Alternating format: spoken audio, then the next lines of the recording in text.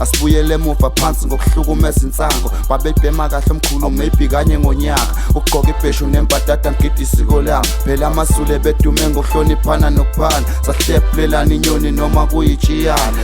Lona nguLady Zama. uLady Zama ungomunye kwabesifazane owaphumela kobala ngokuhlukunyezwa ngabanye abaculi. Phela lapha eNingizimu Afrika uma ngabe ke ungumculi kakhulukazi mangabe kuumuntu wesibhuda noma ke wesifazane uyawuthathelwe ke ekhanda futhi uhlonishwe uma ngabe kuveza ukuhlukumeza kwakho. Le ntombazane kuyafeza ukuthi kuyahlukunyezwa umculi obizwa ke ngoSjava. USjava ke lo waphoqeleka ukuthi kwezinye ke zezindawo angasakhona ukuhamba kuzona ngenxa yokuthi sekuvela ukuthi ke umhlukumezi omkhulu ohlukumeza abantu ke besifazane. iLadies House lapha ke isigodlo kaseyifebe sabeke sesiphakama kakhulu silwa ke nalokhu.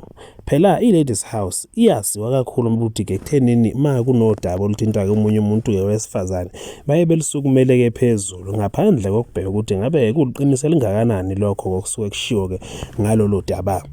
iLadies House yabeke seyiphakama ke ithi kuSjava ke makathathelwe ke inyathelo. Kwabeka kwaba njalo nangempela. Muva nje osuku inikelwa izolo kubeke sekutrenda kolunye kudaba lokuthi kuSjava sehlukumeze futhi komunye ke umuntu wesifazane. uSjava ke lo intshebe le isolwa ngokuthi ihlukumeza umculi wesifazane obizwa ke ngoAmanda Black okuthiwa ke umhlukumeze ke sexually assault.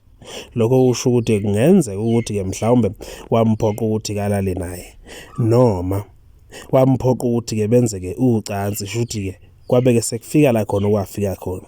Kodwa ke lokho akaze ke sheke lapha abantu abaningi bezeke bekuzibe kwabeke sekubahlupha ukuthi ngabe ngempela yini ke lena ke eyenzakala kuSjava njengoba phela kwasiwa ukuthi vele kwaba ke nelunye udaba olukade ke lukhona lwakhe ke lapha kuLady Zama. Muva nje sekuvela loluka Amanda ke Black kubeke sekuphuma kumkhankaso ukuthi ke makufuna kuSjava ke makhalelo ngamasongo asigonyela ngoba kusho ukuthi ke akazange aze afunde. Inkundla yezokuxhumana ke engalali ke phansi ebizwa ngoFacebook kanjalo ke namagroup ke noma ngamaqoqo amaningi afaka abantu ke besifazane basamile ukuvikela ke lo wesifazane kulesi senzo kuthiwa senziwe nguSjava. uSjava bengakatholi ukuziphendulela kodwa ke kuthe ngokushona ke kwelanga la khona ke izolo Amanda Black wabeke sethuthela ke enkundleni yezokuxhumana wayobingelela ke wonke umuntu wathi uyacela alalelisiswe kahle.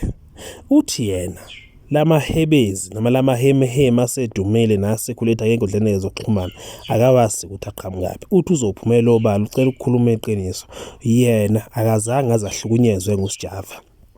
Uthi angikwazi mina ukuthi uSjava wangihlukumeza sexually assault. Uthi lokho ngiqala ngani lapha enkundleni yezokuxhumana angikwazi ukuthi ke nekuthathaphi. Lapho ke ukusho nje ke busuvela usonakele usukhona kumonakalo vele ibhodlela ke baselivele seliphihlikile selifile. Akwasiwa ukuthi kahle lolu daba lokuhlukunyezwa kaAmanda Black belikade liqhamuka uma ngabe ke yena ezoqhamuka ke sewaphebeza ke lamahlebezi. Lokho okubeka ke uSjava empilweni ke yokuthi kusho ukuthi ke iside lakhe lisafe nakuba engakatholakali yena ke kuphawula ukuthi ke kuthini ukuphawula kwangalolu daba.